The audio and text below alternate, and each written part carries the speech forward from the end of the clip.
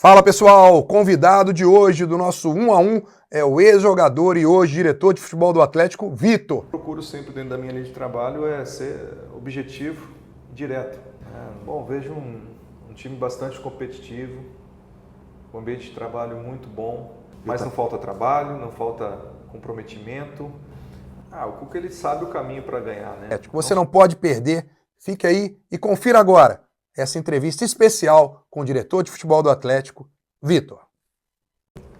Fala pessoal, mais um episódio aqui do 1 a 1, né, canal do YouTube Breno Galante, hoje com a participação do nosso diretor de futebol e grande ídolo do Atlético, né, a gente não pode deixar de falar, Vitor, queria te agradecer primeiro pela sua atenção e pela participação e queria voltar lá atrás, né, desde quando você chega ao Atlético e vou te fazer uma pergunta que sempre fica na minha cabeça quando eu olho para você e vejo a sua história. Você imaginava que você ia se transformar em ídolo do Atlético quando você veio para cá? Bom, primeiramente, prazer poder participar. Obrigado pelo convite. Hoje, aqui em viagem, em Salvador, né?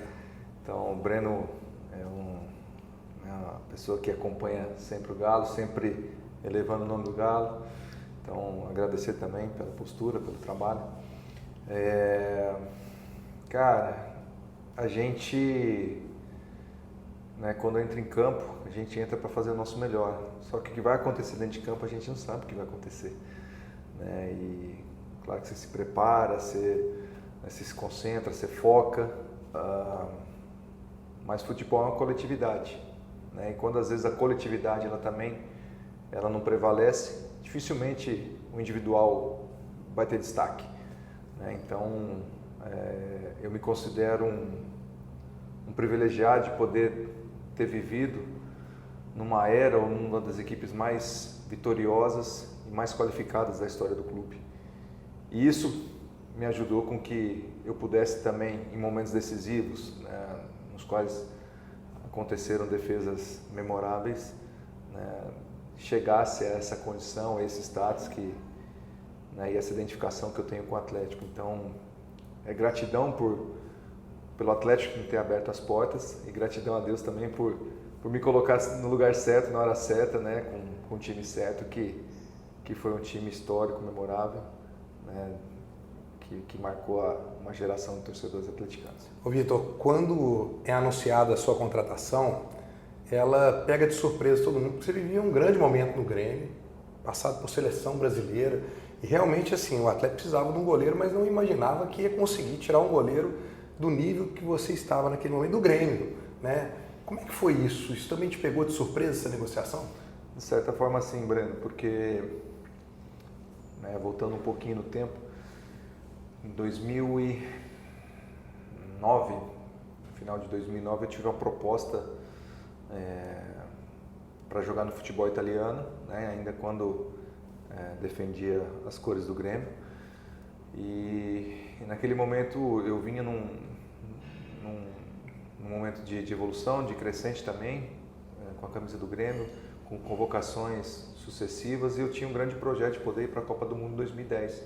Tanto que em 2009 eu estava presente em todas as convocações das eliminatórias, estava presente na Copa das Confederações da África, que a gente ganha nos Estados Unidos, e chegou uma proposta no final do ano. E eu opto por não sair. O Grêmio obviamente também fez um esforço, o movimento da torcida foi muito legal naquela época, o engajamento da torcida, e isso me comoveu e mexeu bastante comigo. Falei, poxa, por que eu vou abrir mão de tudo isso? Eu sou tão querido aqui, sou identificado, tenho uma boa relação com a torcida, e acabei não indo, isso no final de 2009, e tinha planos para seguir minha carreira no Grêmio. Comprei uma casa em Porto Alegre, fiz do jeito que eu queria a casa, mas quis o destino que as coisas mudassem de rumo, A gente fala que os planos são de Deus, então às vezes a gente fica um pouco confuso no momento, Eu tinha uma certa resistência também, porque eu era capitão do Grêmio, tinha uma idolatria, tinha uma identificação. O Grêmio na época estava construindo também um estádio maravilhoso, e eu queria jogar nesse estádio, queria seguir lá, e de repente surgiu o desafio, conversei com o meu empresário bastante, falou: Vitor, o Atlético tem uma estrutura maravilhosa, está montando um time para ser campeão, acompanhava os jogos do Atlético, né? Financeiramente também eu teria uma projeção, então aceitei o desafio. Foi algo que, né, me causou ali bastante desconforto, né, por sair de uma situação estável, né, por um cenário, né, de certa forma inseguro, mas que, né, em menos de um ano eu consegui entender porque essa porta, né, a porta Atlético tinha se aberto na minha vida. E em menos de um ano, né, conquistamos a América, algo que eu também perseguia. E então, assim, não me arrependo nem um pouco da escolha, né, apesar de ter sido difícil no momento, mas Deus mostrou que esse era o caminho, por onde eu tinha que ingressar, e realmente, né, depois a história fala por si só. Ô Vitor, aquela Libertadores, eu falo assim, das oitavas para frente, foi um sofrimento atrás do outro, né? É o Luan fazendo gol no último minuto lá contra o Tijuana, aí tem o pênalti do Tijuana, tem o gol do Guilherme, tem o escorregão na final, né? Quando vocês chegaram a sentir em algum momento assim, vai ser nossa? Bom, primeiramente, o fato de nós termos classificado em primeiro, né, e eliminado o São Paulo com bastante propriedade nas oitavas, nos dava indicativos que nós poderíamos brigar por título, né, porque nós sabíamos do potencial e da capacidade daquela equipe nossa. Só que das oitavas em diante, como você falou, as coisas começaram a funilar, estreitar, e passamos a ter dificuldades que até então na Libertadores nós não tínhamos passado, né? Dos 6 jogos da primeira fase nós ganhamos 5, perdemos o último jogo para o São Paulo lá, no qual a equipe já estava, né, classificada em primeiro, então não teve o nível de concentração competitivo necessário. Passamos com sobra nas oitavas, com 2 vitórias. Então, aquele empate, né, aquele 2-2 contra o Tijuana, nós ligamos o alerta. Nós sabíamos que era muito difícil jogar lá no México, porque era uma equipe que jogava num campo sintético, né, estava invicta há muito tempo lá, inclusive não tinha sofrido gols na Libertadores jogando em casa. Só que nós tínhamos também, ao mesmo tempo, aquela confiança de jogar no Horto, que era a nossa grande força, né, aquela série invicta, aquela força toda que nós tínhamos no Horto. Então, né, em casa a gente resolve. E não foi o que aconteceu, né? Um jogo difícil, um jogo, um time que tinha muita personalidade para jogar. O Tijuana, um time que jogava muito, a gente não conseguia pressionar, sofremos o gol no início, buscamos o empate, e quando tudo parecia caminhar assim de forma tranquila, quando a gente conseguiu controlar o jogo, vem o lance do pênalti, e penso que aquela defesa talvez tenha sido, né, a grande virada de chave, né, na história do Atlético, porque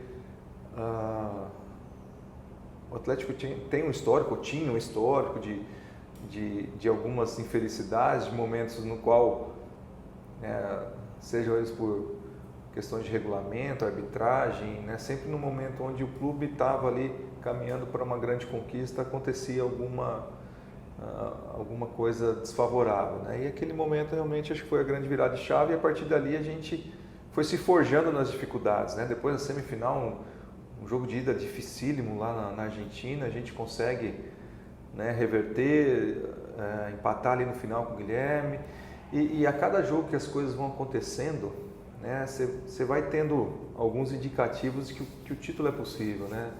Que a gente fala de sorte de campeão, ou, né, porque por mais que você tenha uma equipe competente, se você não tiver também as coisas conspirando a seu favor, realmente fica difícil ganhar alguma coisa, né? Hoje nós estávamos vindo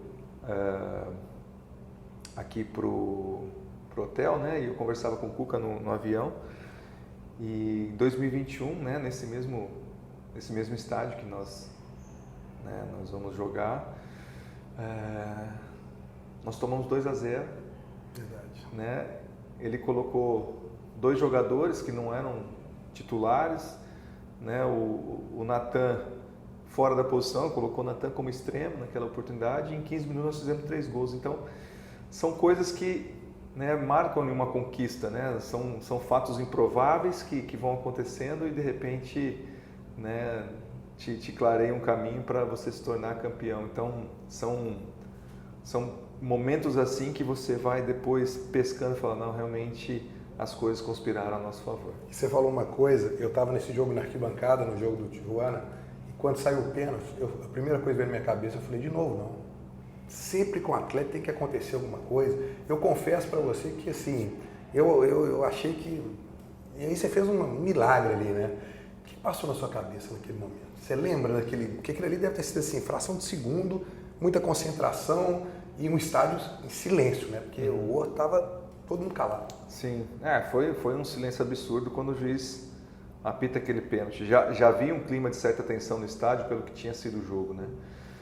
E quando o juiz apita, né, eu pego a bola, boto na cabeça, né, e é inegável que a gente não sinta um desânimo naquele momento, né, porque a gente vinha fazendo uma competição muito bonita.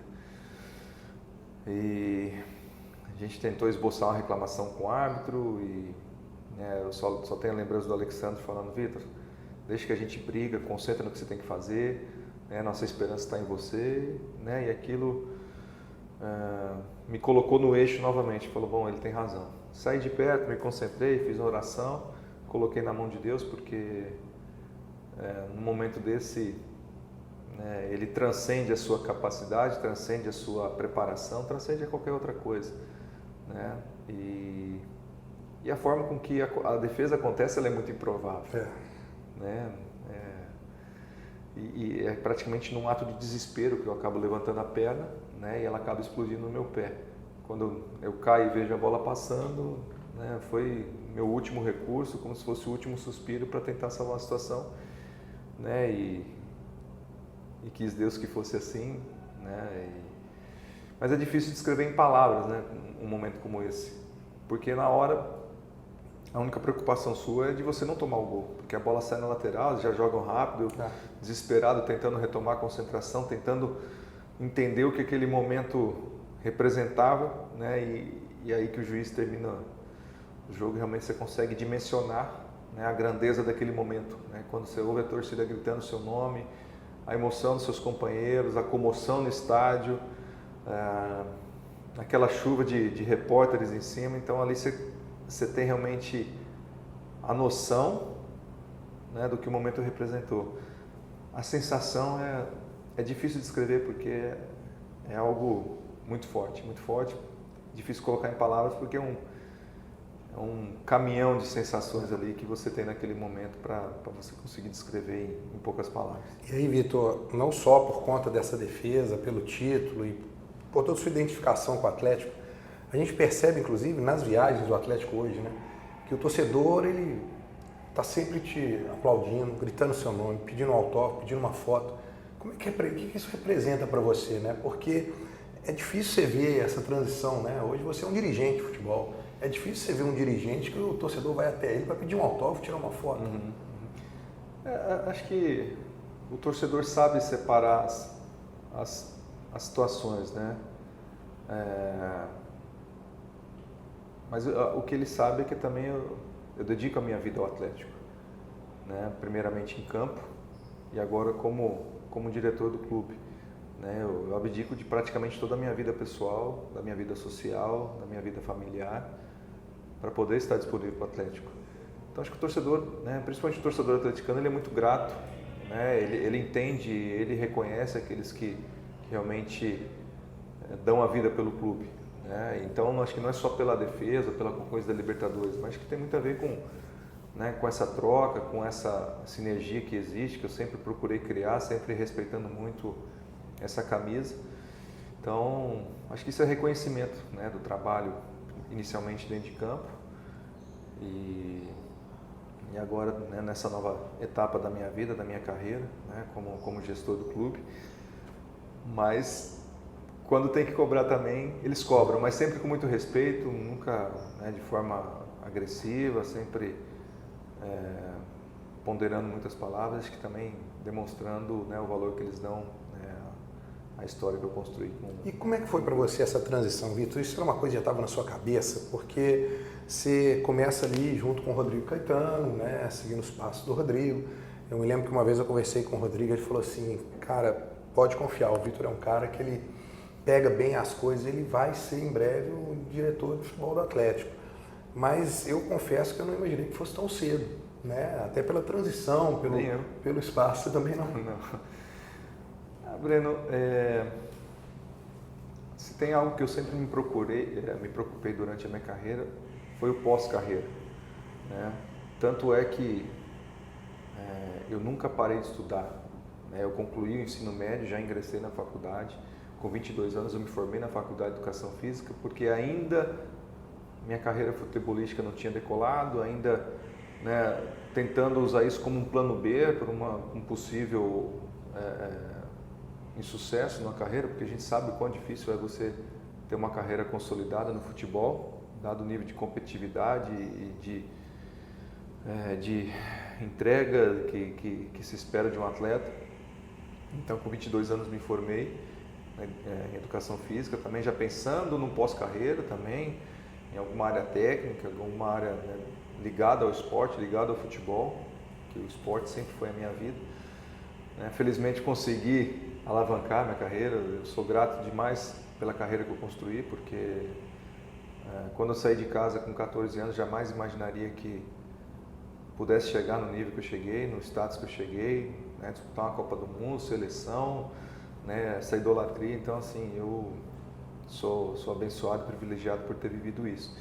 Durante essa carreira mesmo, ainda no alto desempenho, no alto nível, sempre procurei ler muito a respeito de literatura específica do esporte, seja na área técnica, seja na área de gestão. Então, eu acho que foi um processo natural, não foi algo, né, que me pegou desprevenido, porque foi uma construção que eu fiz durante pelo menos 15, 16 anos, né, dessa minha parte de futebol profissional. Mas a dificuldade acho que foi entender o time né, porque o atleta quando começa a visualizar o final da carreira é um momento de bastante sofrimento, de bastante angústia, porque ele quer estender, ele acha que pode, né, e tinha propostas inclusive para eu poder continuar atuando, mas o convite do Caetano de poder fazer essa transição num clube que eu tenho uma admiração, um respeito, um carinho muito grande, né, de poder permanecer num ambiente de trabalho que eu estive, hoje estou há 13 anos, mas estava praticamente 9 anos, realmente teve um peso muito grande e foi uma escolha natural e o que é muito difícil também, o atleta já conseguir fazer essa transição, porque são poucos que se preparam, são poucos que têm a mentalidade e quando assusta a carreira acabou. Então eu sempre procuro falar isso, principalmente os mais jovens. Não viva só hoje, né? Pensa na sua carreira, mas pensa também o que você vai fazer depois, porque da noite para o dia você tem um salário alto, no dia seguinte você não tem nada. Então, estruture-se para quando parar, porque num cenário de dificuldades você tenha um mínimo de condições de manter seu padrão de vida. Qual que é o maior obstáculo, Vitor, que você sentiu nessa transição de jogador para diretor de futebol do Atlético? Bom, acho que o primeiro grande desafio foi sair do vestiário, né, e ocupar um cargo de liderança, um cargo de hierarquia dentro do clube. Um dia você está na mesa almoçando com os jogadores, no dia seguinte você está na mesa com outros diretores e também comissão técnica, né? Até isso era alvo de algumas brincadeiras, né, de alguns jogadores que eu tinha jogado. Mas foi um processo natural, né? Aos poucos eu fui entendendo, eles foram entendendo, né, o grau de distanciamento que era suficiente, não que eu estivesse longe, mas dentro de uma outra esfera. Então, você se colocar numa posição de hierarquia, né, com atletas nos quais você conviveu ali no vestiário, eram companheiros de equipe, foi um grande desafio. Então, sempre tive muito cuidado para não não arranhar isso, manter essa boa relação, tanto é que ainda existem aí 5, 6 atletas daquela geração ainda de 2020, 2021, quando eu me aposentei, e que eu tenho uma relação muito leve, muito transparente, muito aberta, né, de muito respeito. Então, né, a minha preocupação ela conseguiu ser consolidada no sentido de manter esse bom relacionamento. Então foi para mim o primeiro grande desafio dessa transição. O que você vê de mais destacado assim como característica hoje sua como um diretor de futebol? Porque o Rodrigo Caetano era um cara que em alguns momentos ele era muito explosivo. Você é um cara mais tranquilo, mais calmo, né? Existe uma mudança, mas ao mesmo tempo você herdou dele uma metodologia. Você seguiu um processo de metodologia dele. Quais são as principais características que você vê hoje no seu trabalho? Bom, Breno, acho que traços de personalidade, cada um vai ter o seu, né? Existem linhas de trabalho.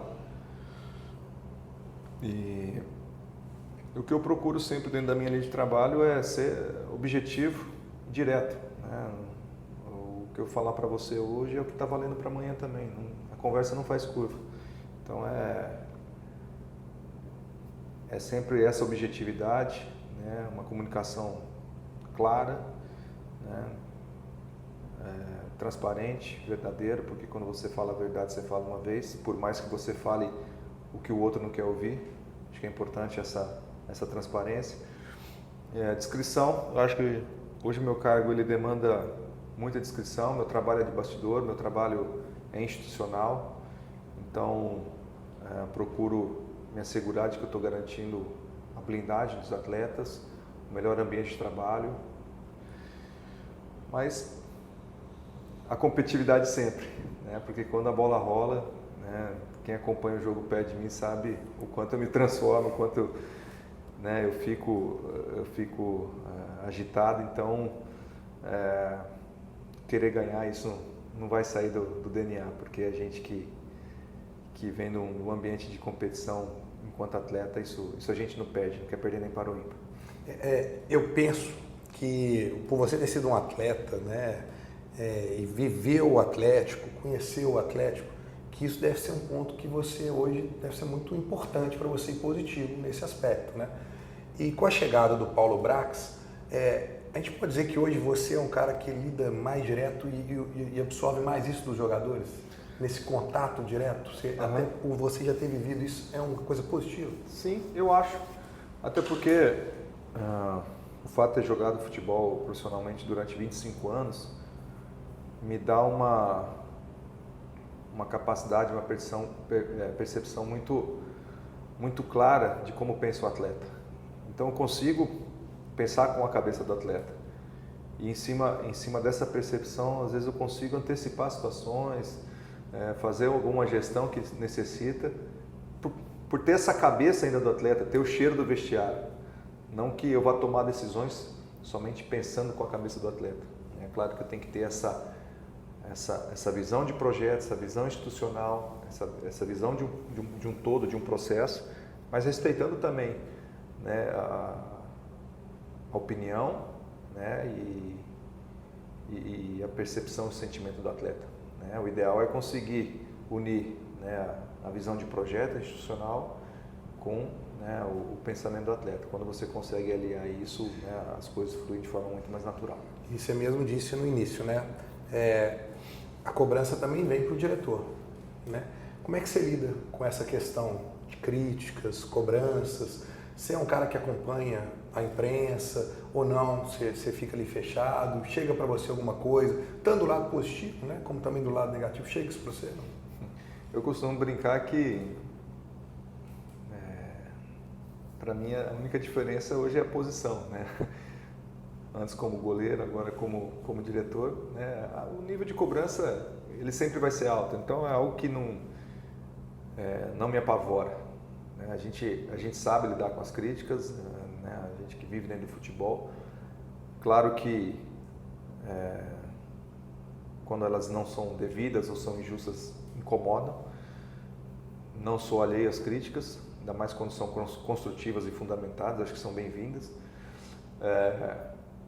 Mas busco, né, dentro de uma gestão de tempo que eu preciso ter também, até para cuidar dos assuntos mais importantes internos, eu sempre peço para minha assessoria do clube também, fazer um filtro, né, dos temas mais importantes, dos temas que são realmente relevantes, os quais a gente precisa fazer alguma gestão ou ter alguma linha de atuação, mas da mesma forma também não sou ligado em rede social, não sou muito ligado ao que estão falando em rede social, porque isso não pode me pautar. Acho que existem processos, existem planejamento, existem diretrizes que a gente, dentro das convicções que nós temos que seguir também, né? Claro que opiniões elas são bem-vindas, críticas também, né? Mas elas vão ser consideradas quando aquilo for relevante para o crescimento de um processo como um todo, né? Então a gente não se pauta, mas respeita e quando necessário a gente leva em consideração. Alguns ídolos passaram de um lado para o outro, né? A gente vê, por exemplo, o Rogério Ceni, que amanhã vai estar aqui enfrentando o Atlético. No São Paulo deixou de ser o goleiro para ser o técnico e passou por vários momentos que a torcida foi em cima dele, e tantos outros passaram por essa situação. Você temeu em algum momento, quando você toma esse passo de ser um dirigente, de que isso pudesse, por exemplo, arranhar essa história sua como ídolo? Você chegou a pensar nisso? Porque a gente sabe como é o dirigente no Brasil, como a torcida ela pega no pé. Né? Uhum. Ô Breno, a gente assume o risco, né? É inegável que existe um risco, né? Mas ao mesmo tempo,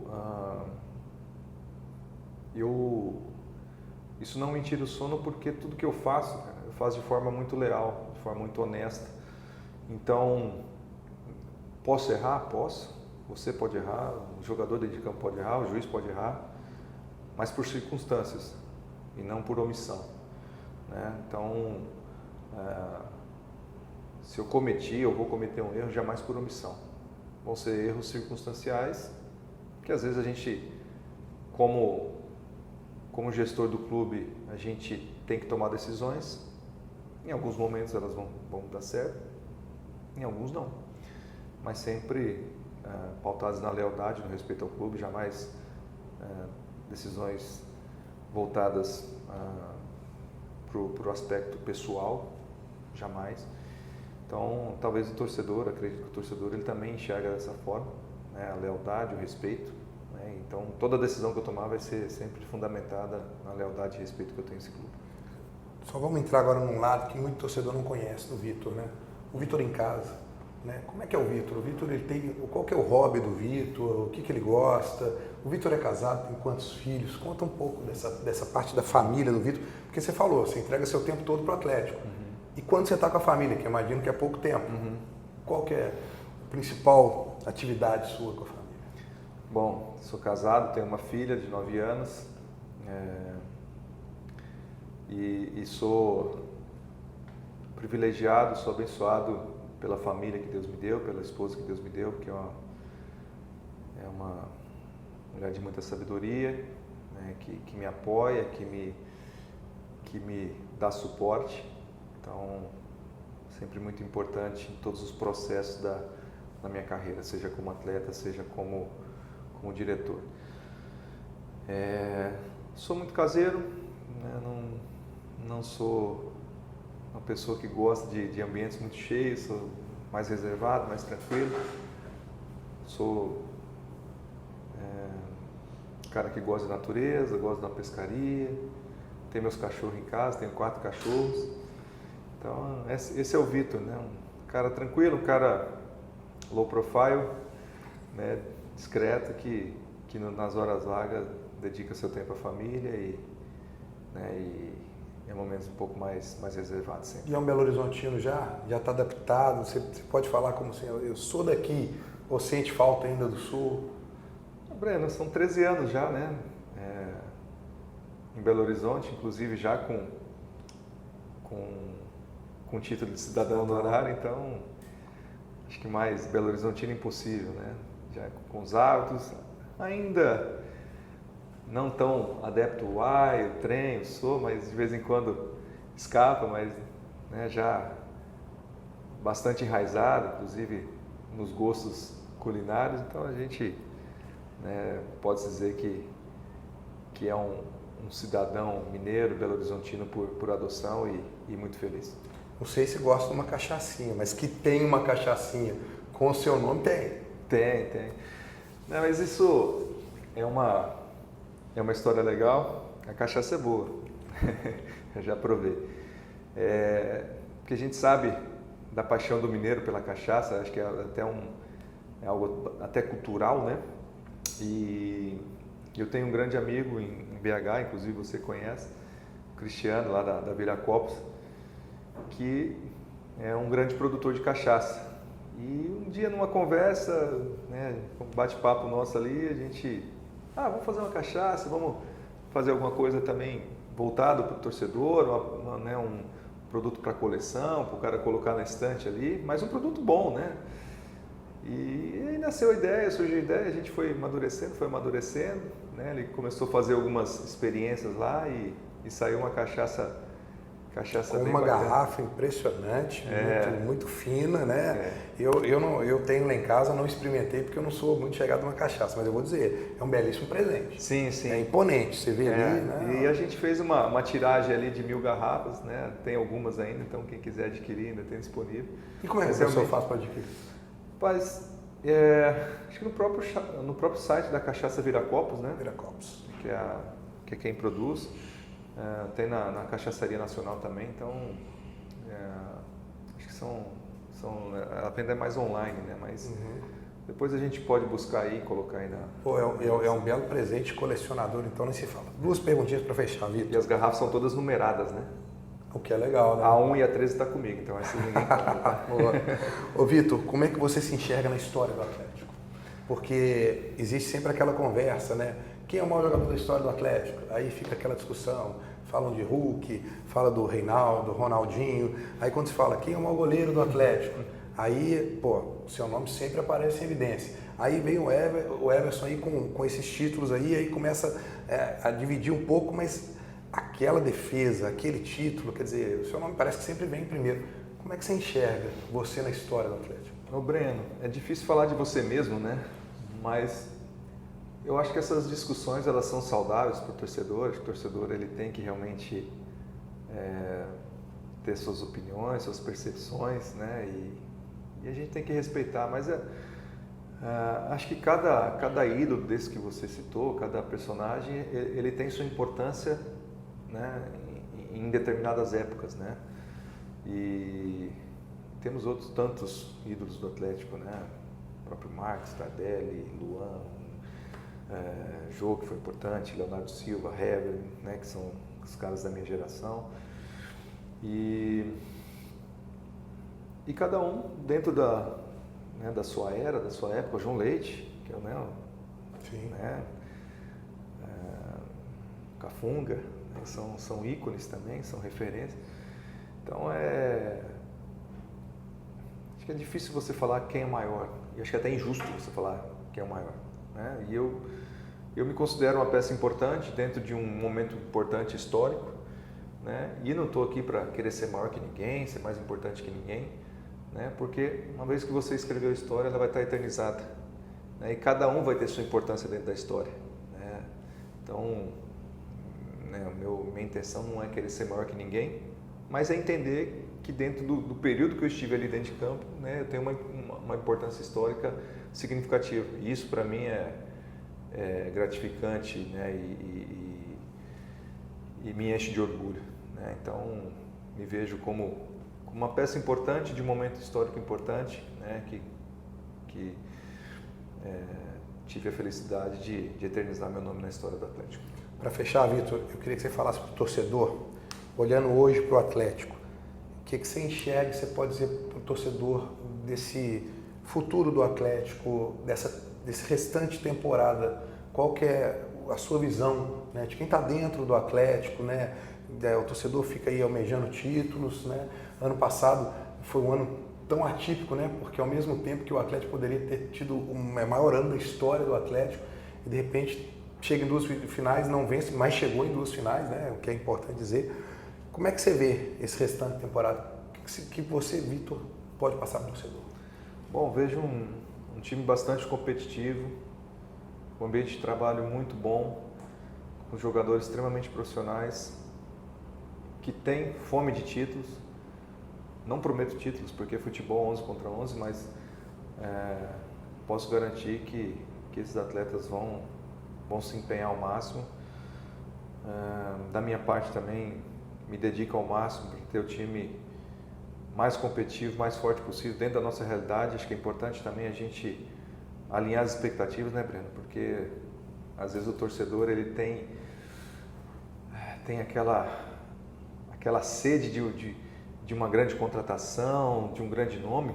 Eu também tenho, mas eu tenho que ter responsabilidade de entender o momento do clube, né, e tornar o clube mais eficiente possível nesse cenário, né? Então é ser assertivo, mas não falta trabalho, não falta comprometimento, não falta busca, mas também não falta responsabilidade. Então, trabalho responsável, assertivo e que a gente busca ser mais eficiente possível no sentido de manter o Atlético sempre brigando por título, sempre na parte de cima da tabela, porque eu entendo assim, que sempre que você está na parte de cima, você está no bolo principal ali, você vai estar brigando por título, né? Se vai ser campeão ou não, né? Isso, ainda mais num campeonato brasileiro ou num país onde a gente tem um nível muito parelho, é decidido em detalhes, mas você estando em cima, com certeza você vai estar brigando por título. A gente pode dizer que o fato do Cuca ser técnico do Atlético, que conhece o Atlético como ninguém,